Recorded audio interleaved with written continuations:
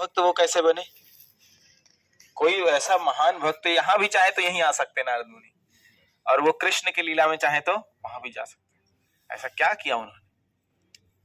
वो है नारद मुनि, अखंड ब्रह्मचारी भी है वो।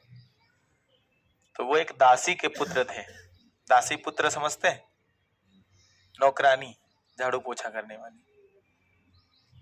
तो कुछ संत उनके घर में रुके थे चतुर्मास के दिन, तो उन संतों से उन्होंने उचिष्ट मांग के खाया था। उनका मन नहीं लगता था खेलने कूदने में, तो उनके घर संत रुके, तो उनकी मम्मी उन संतों की सेवा करते थे, ये पत्तल उठाते थे उन संतों की, तो उनसे पूछ करके थोड़ा उचिष्ट खाया था इन्होंने। और उचिष्ट खाने से इनको बाहर भौतिक चीजों में बिल्कुल भी रति नहीं हुई, बिल्कुल मन नहीं लग रहा था। केवल भगवान के भक्ति में, भगवान के भजन में, भगवान को ही प्राप्त करने की इच्छा थी। और शुरू से ही बचपन से इन्होंने भक्ति शुरुआत की। तो एक जन्म में थोड़ा सा भगवान ने दर्शन दिया था, फिर अगले जन्म में उन्होंने भक्ति किया। तो अभी इस भक्ति का फल देखिए क्या है, कहीं भी वो जा सकते हैं। और वो महान आचार्य हैं, हमारे दूसरे आचार्य, ब्रह्म मध्व गौड़ी संप्रदाय में दूसरे आचार्य। पहले कौन है? माधवेंद्र प्रभु, ब्रह्मा जी। भगवान तो स्वयं आदि गुरु हैं, तो पहले आचार्य ब्रह्मा जी, दूसरे भगवान आचार्य नहीं है, भगवान स्वयं आदि गुरु हैं। आचार्य मतलब किसी ने उनसे शिक्षा लिया है, वो आचार्य है। तो भगवान ने शिक्षा तो नहीं लिया ना किसी ने तो स्वयं आदि गुरु हैं, सब ज्ञानी वही है। तो भगवान नहीं है आचार्य, भगवान जिसको ज्ञान दिए। तो ब्रह्मा जी हमारे प्रथम आचार्य। दूसरे आचार्य नारद मुनि। तो नारद मुनि बहुत बड़े बड़े भक्त बनाए। प्रहलाद महाराज किनके शिष्य हैं? नारद मुनि जी के। ध्रुव महाराज नारद मुनि जी के। और दक्ष प्रजापति के 1000 शिष्य, 10,000 पुत्र, 1000 पुत्र एक साथ ब्रह्मचारी, 10,000 पुत्र उत्पन्न किया ब्रह्मा जी के कहने पे। ब्रह्मा जी ने कहा दक्ष आप थोड़ा सृष्टि की और थोड़ा विस्तार करो, कोई प्रजा दिखाई नहीं दे रहा है, थोड़ा पुत्र उत्पन्न करो। उन्होंने एक बार में ही 1000 उत्पन्न कर दिया। तो नारद मुनि ने उनको कहा कि अरे बहुत पुत्र आए इनके। तो नारद मुनि का क्या सेवा है? विष्णु भक्त बनाना, कोई मिले तो उसे विष्णु भक्त बना देना है। तो नारद मुनि ने ट्रेनिंग दिया, कहे ठीक है, ब्रह्मचारी बन गए, कहे हम शादी नहीं करेंगे बहुत क्रोधित हुए दक्ष प्रजापति। फिर दक्ष प्रजापति ने 10,000 पुत्र उत्पन्न किए, गुरुकुल भेजा, पढ़े वो, थोड़ा बड़े हुए। नारद मुनि ने फिर कहा तो तुम्हारे बड़े भाइयों ने कहा छोटे भाई को पालन करना चाहिए, वो भी निकल गए। अब दक्ष प्रजापति श्राप दे दिए। क्या श्राप दिए? किसी भी स्थान पर 2 मिनट से ज्यादा तुम एक स्थान पे कहीं टिक नहीं पाओगे। तो भगवान, अब आगे की लीला करता हूँ, यहीं स्टॉप करता हूँ वाली। तो भगवान ने यहाँ नारद मुनि की एक सेवा दी थी। नारद पंचरात्र बुक है नारद मुनि को लिखने के लिए।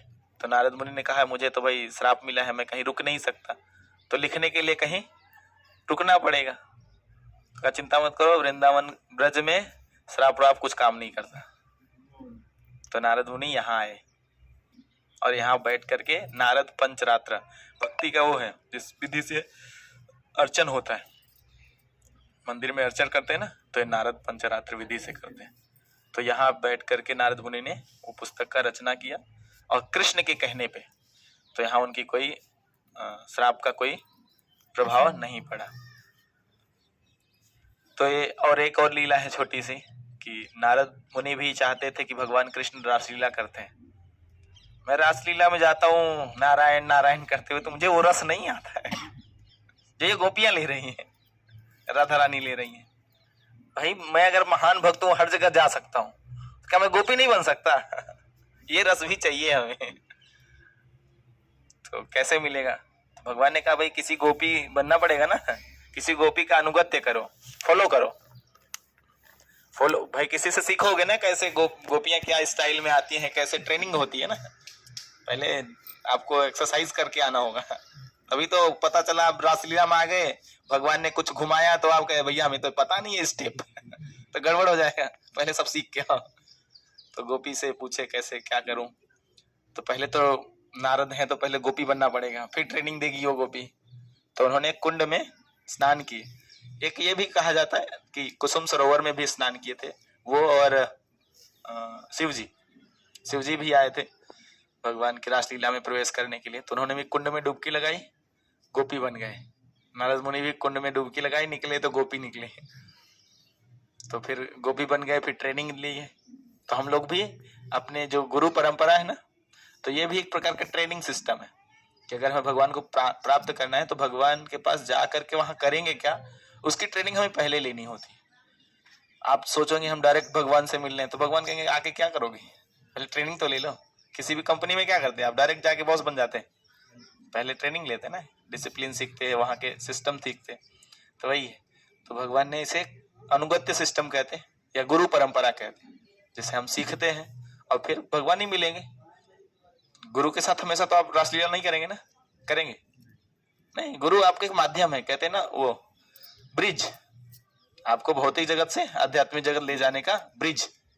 लेकिन लीला किसके का साथ करना है, सेवा किसके साथ, आदान प्रदान प्रेम का कृष्ण के साथ।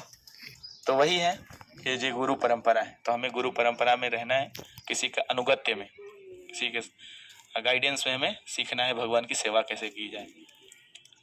तो यहाँ नारद मुनि की ये लीला हुई और फिर नारदी गोपी बने, वो उनका नाम हुआ नारदी गोपी, और फिर रास में वो भी उसका रस लिए, क्या आनंद है इस रास में जो गोपियां लेती हैं भगवान कृष्ण से।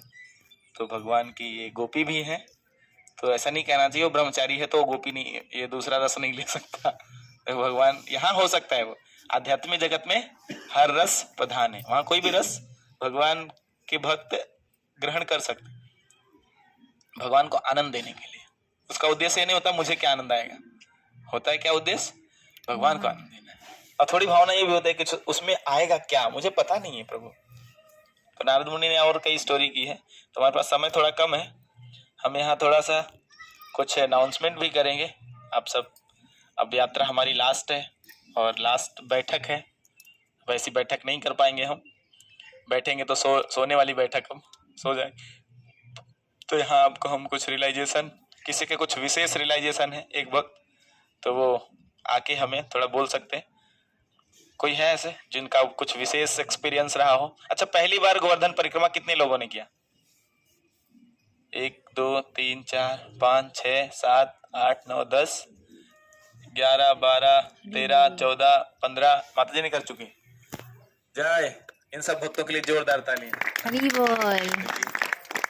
गिरिराज जी के शरण में आए और कार्तिक महीने में बहुत ही दिव्य है, और आपने परिक्रमा भी लगभग पूरी कर ली, तो आप सबका विशेष स्वागत, विशेष धन्यवाद। हम प्रार्थना करेंगे आप सबके लिए कि गिरिराज जी बार बार बुलाएं आपको, हरी बोल, यही बुलाने, हरी बोल। हमारा यही घर है, शाश्वत घर यही है। हम यहीं से कुछ गलतियां किए तो भौतिक जगत भेज दिए।